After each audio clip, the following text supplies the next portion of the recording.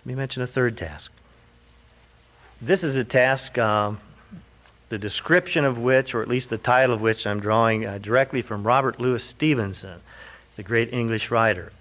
And the task also central to these years is to seek and to share wisdom with others. In one of his writings, Robert Louis Stevenson says, the chief task of old age is to keep seeking wisdom and to keep sharing it with other people. Wisdom is the great virtue or the great gift or the great capacity in the late years of one's life.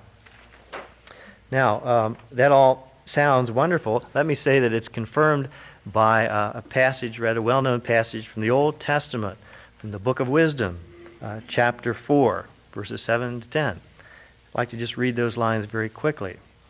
We read there, the virtuous man or woman, though they die before their time, will find rest. Length of days is not what makes age honorable, nor number of years the true measure of life. Rather, understanding. This is man's gray hairs.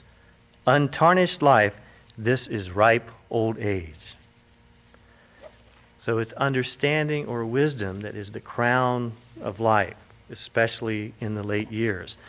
And we find many writers saying over and over again that the real virtue of the late years is wisdom.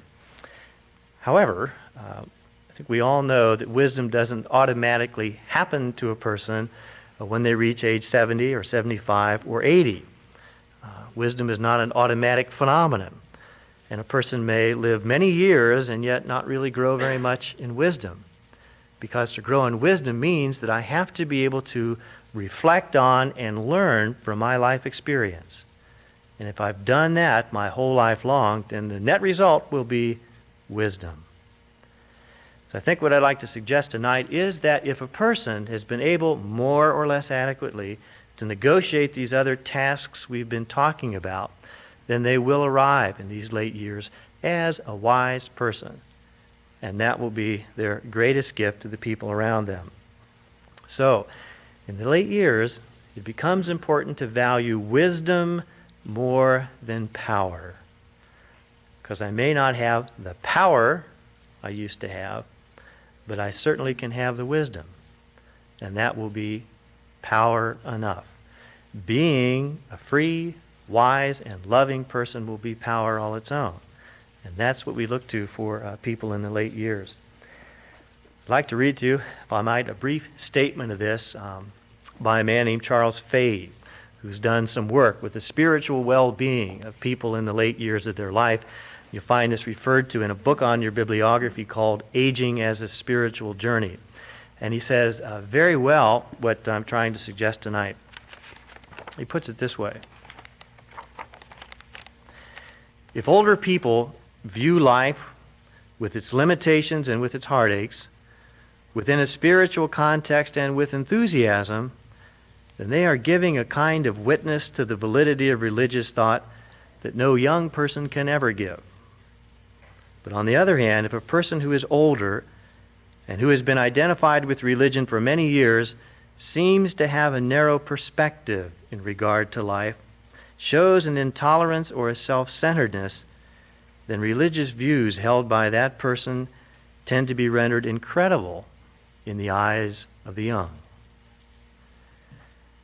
So notice what he's saying, the tremendous witness value, wisdom value, if you will, of people in the late years. That if a person in the late years is able to give witness to a life of openness, confidence, optimism, freedom, and trust, that's a tremendous witness to people in the young years. And it's that witness that people in the late years are able to give, hopefully. Now, why is it that a person's capacity for witnessing to wisdom or being an agent of wisdom is enhanced in these late years? I'd like to just suggest a couple of reasons for that.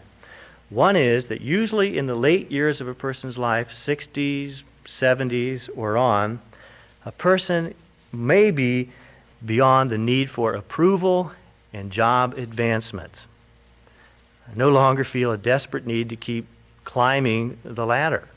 I'm beyond the years where I'm going to advance anymore. and so I'm freer. There's a 63-year-old priest that I live with who, at least for me, captures this very well. He's had a kind of varied background, been pastor of a number of parishes, principal of a large high school, taught at the university level for a while. And a statement he frequently makes, he says, I've gotten as far as I'm going to get. I've climbed as high as I'm going to climb. And now I can say whatever I think. And I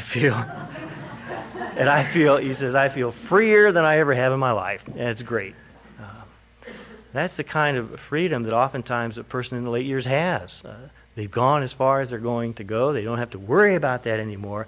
And now they can really say what they think. And there's wisdom in that.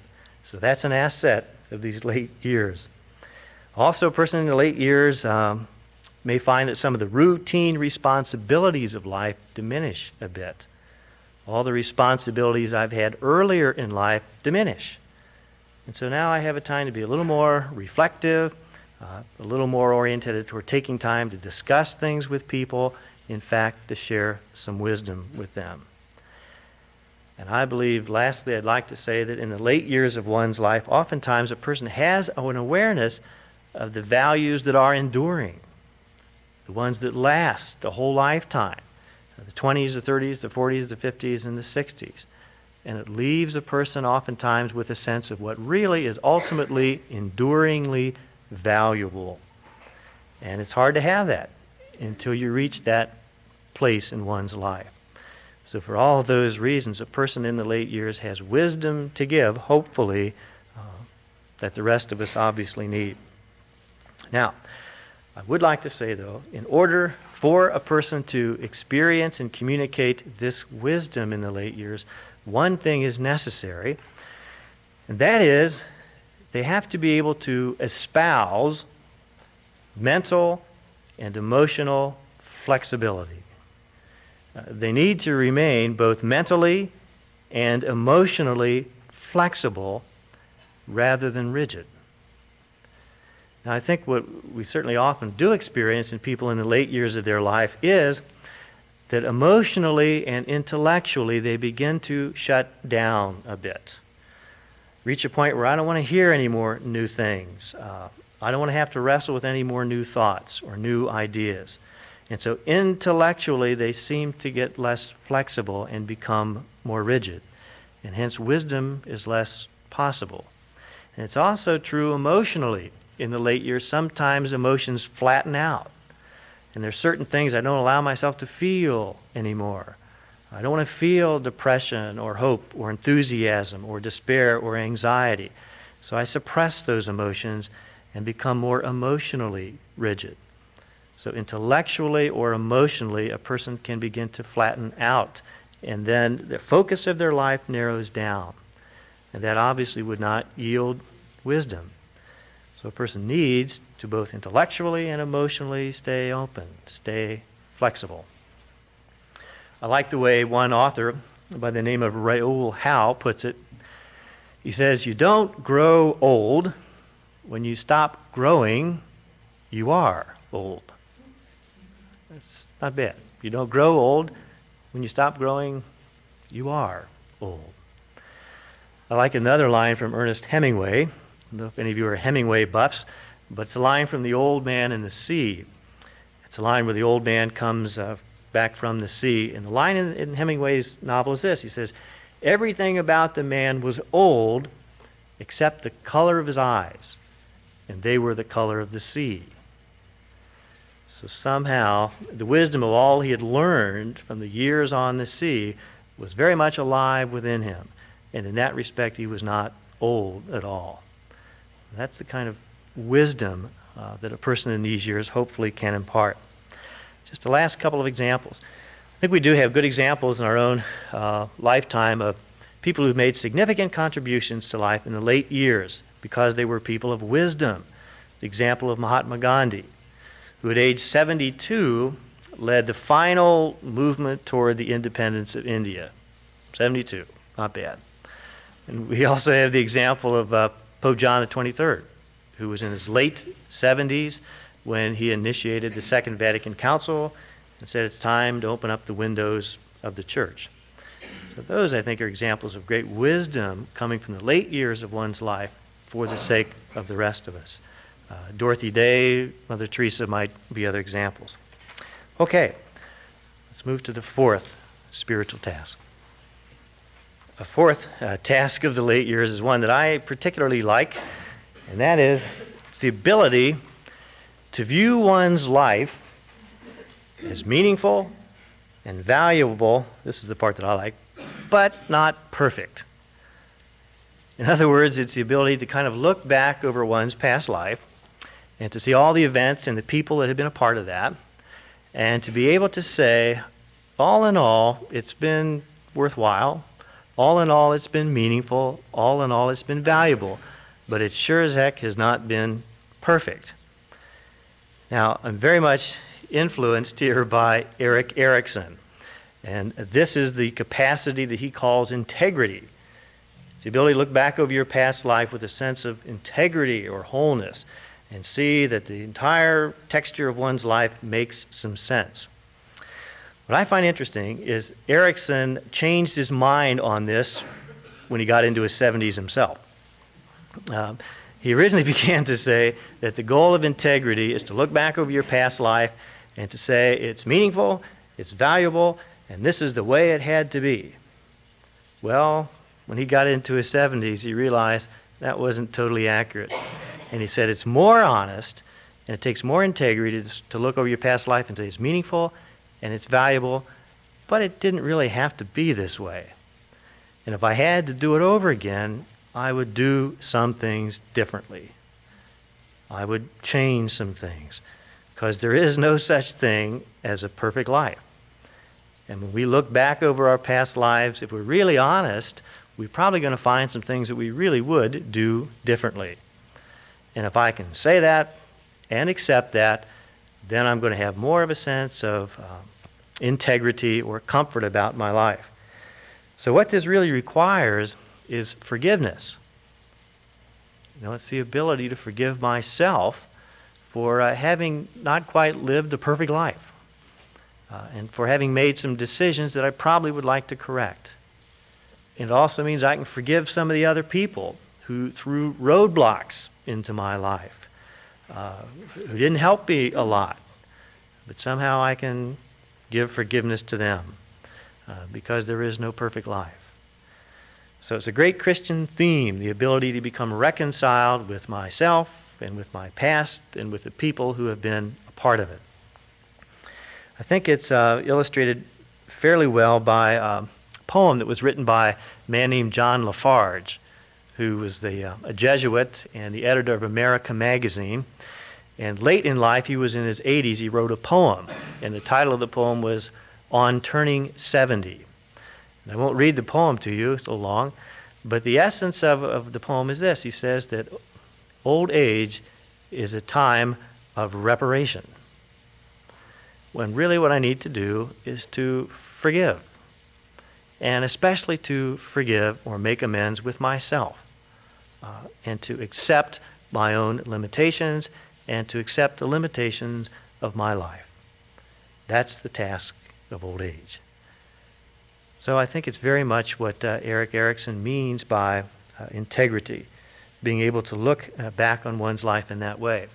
Now let me just add that if I've been able reasonably well to move through these other phases of the adult life cycle and make the adjustments necessary, more or less, to let go of some of the illusions in my life, to establish a capacity for intimacy, to become somewhat generative and nurture the growth and well-being of other people, to become a mentor for others, to make peace with middle age. If I've been able to do most of those, then when I arrive at this point in my life and I look back on my life, it will have been meaningful.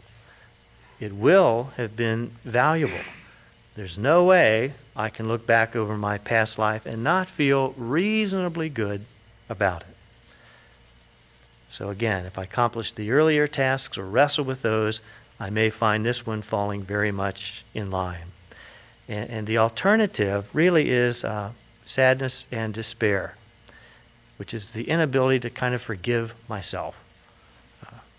for not having done it all. And I think that's what the Lord calls us to do, to let go of my own need to have lived a perfect life and to accept what it has been. So that, I believe, is a fourth task. Now that gets us finally to the last task of a lifetime, if you will. And this last task, rather obviously, I suppose, is to face death and to affirm everlasting life. So it seems almost a paradox. On one hand, to face death as a reality, and at the same time, to affirm everlasting or continued life. The last great task of a lifetime. And in many respects, it is the ultimate experience of letting go so that I might live on in a newer and fuller and richer way. Now, I think we know today from a number of different studies in sociology and psychology that the denial of death is a very frequent phenomenon in American society. There's a book written by Ernest Becker, a prize-winning book called The Denial of Death, in which he talked about the fact that for a variety of reasons, we strive, consciously or not in our lives, to sometimes not look at and affirm the reality of death. Now, I'd like to just mention briefly 3 ways in which that happens. One way is by simply ignoring my life predicament, ignoring the fact that in the 60s or 70s or 80s of my life, the years I have left to live are winding down. And if I refuse to see that and to talk about it, in many respects, I'm not accepting or affirming death, but in reality denying it. And therefore, it really is not helpful for people in the late years to discourage them from talking about their life coming to an end. And sometimes we tend to do that. If somebody says, well, you know, I may not be here next Christmas, you immediately want to say, oh, now don't think of that. Well, in reality, maybe that's worth thinking about. Yeah, that's true. I might not be here next Christmas. None of us might be here next Christmas. So allowing a person, not morbidly, but rather honestly, to say, well, I don't know how much longer I'm going to be here. I know that death is coming down the road. And to talk about that, to embrace it in a way, that's affirming the reality of death. Another thing that sometimes keeps us from facing death is diversions.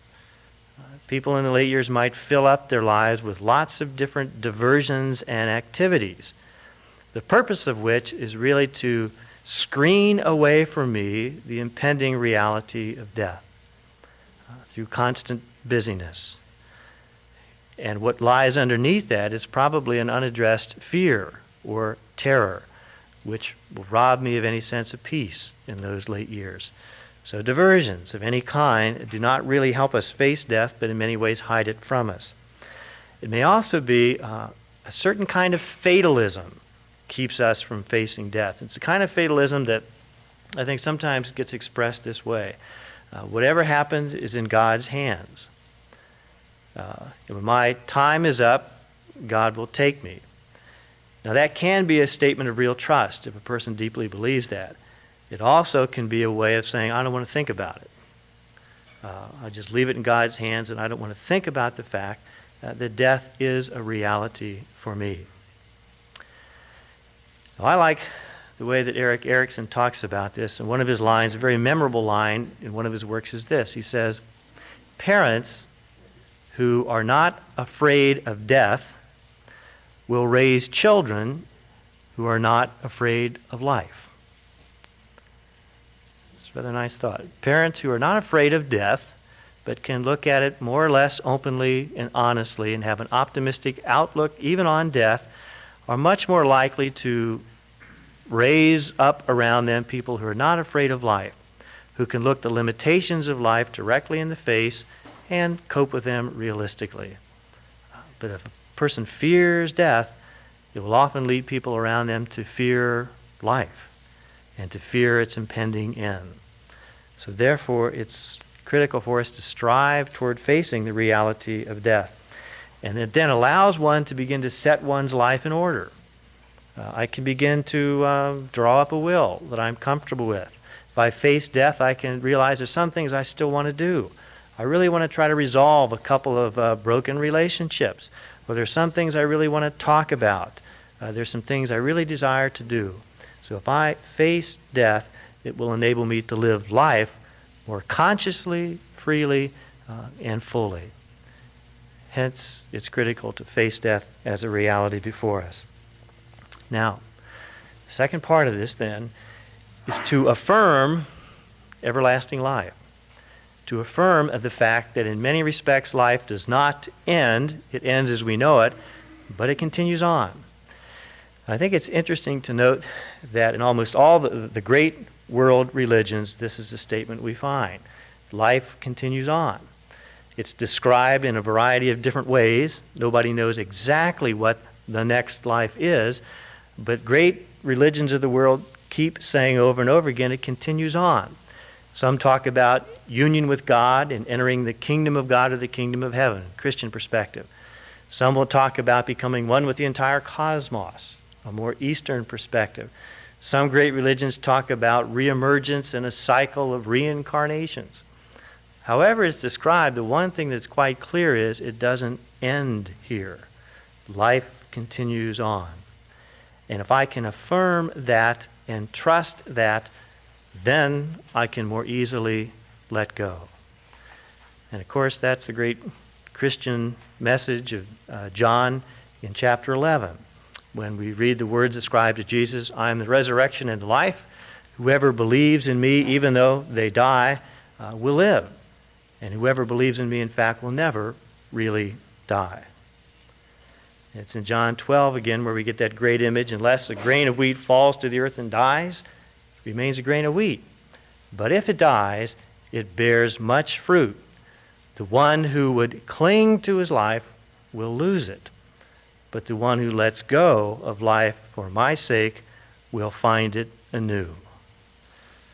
So that's the ultimate task, spiritual task, is to believe that message, that I can let go of physical life itself and live on in a new way. It again requires an act of trust. And I believe it requires a person to believe that I am part of something that's bigger, more lasting, and more enduring than just myself.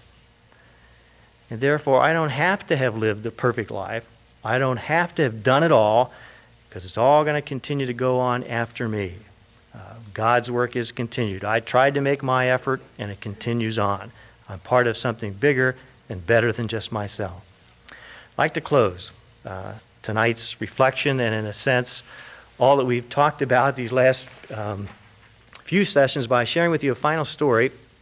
It's a story about St. Francis of Assisi that might put in perspective all that we've looked at these last sessions.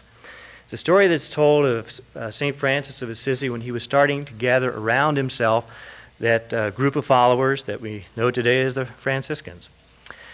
The story is told, or the legend is told, that Francis was telling his first group of disciples this: one thing you must remember, and that is, all of life is a journey toward the great dream, the dream of discovering the kingdom of God among us. Now, one disciple remembered those words of Francis, kind of treasured it in his heart over the years, and many years later, when Francis was on the point of death himself, this disciple came back to him. And he said, Brother Francis, your life obviously is now coming to its close. But what I want to know is, did you find the great dream? Did you find it? And Francis looked at this disciple very calmly and knowingly and said to him, I have found that the journey is the dream. I have found that the journey and the dream are one. In other words, he had found that in this life we never really discover perfection. We never find the kingdom of God in its fullness. But by journeying through life as best we can, doing what we can, in some way we are establishing the kingdom of God among us. In that sense, the journey is the dream. And so, after having looked at all of these spiritual tasks of a lifetime together, And maybe seeing a lot of those that we negotiated somewhat well, perhaps even more not so well or not so perfectly, at least we can take some consolation in knowing that doing the best we can in some way does establish the kingdom of God more fully, because after all, the journey is the dream. The journey and the dream are one.